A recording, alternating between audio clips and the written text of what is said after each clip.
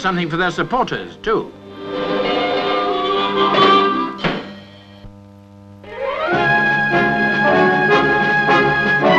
The oil rig Sea Gem has been searching for natural gas under the North Sea since last June.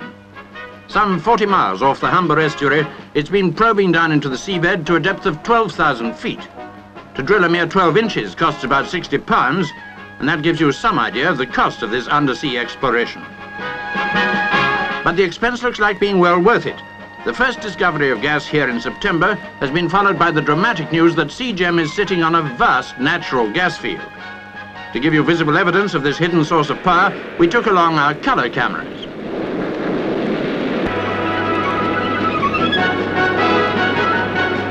The field must produce 50 million cubic feet of gas a day to make it commercially practicable.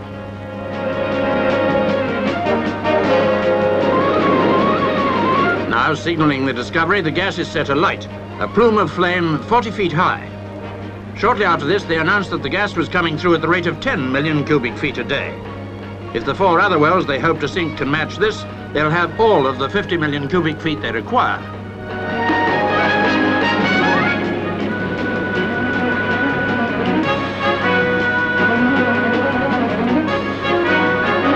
Burning with twice the heat of town gas, natural gas burns with a clear flame that doesn't pollute the atmosphere.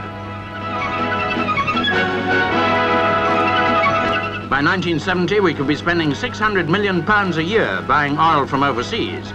This discovery may save quite a few of those millions.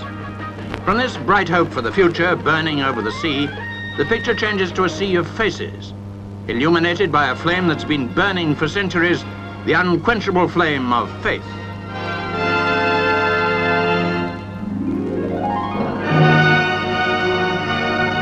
More than 2,000 bishops proceed to the ceremony in St. Peter's Square, which marks the end of 3 years of debate and profound thought, the end of the Ecumenical Council in Rome.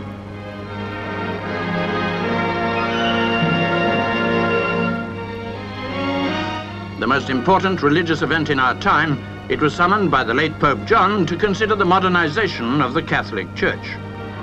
Pope Paul is carried through the crowds, enthroned in traditional splendor. The Supreme Pontiff, remote, magnificent.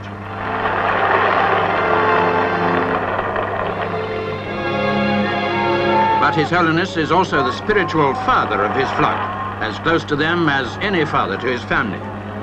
The Council, just concluded, has underlined the movement away from inflexibility towards a more emancipated approach to human problems. Discussions ranged from mixed marriages to reform in church administration, from birth control to nuclear war.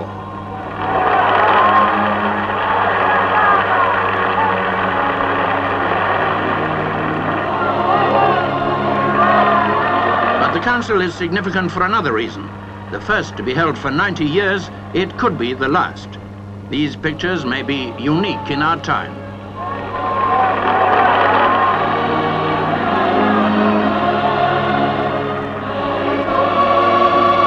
Leaders and representatives of over 80 countries were there to witness these closing ceremonies as the Pope prepared to celebrate Mass.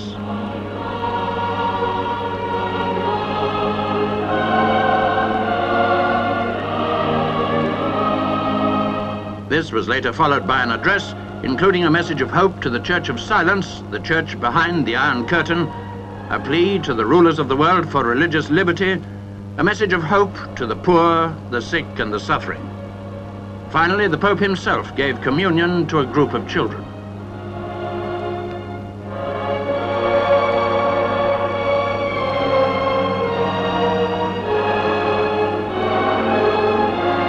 It is the children and the generations to come who will largely benefit from these 3 long years of discussion and decision.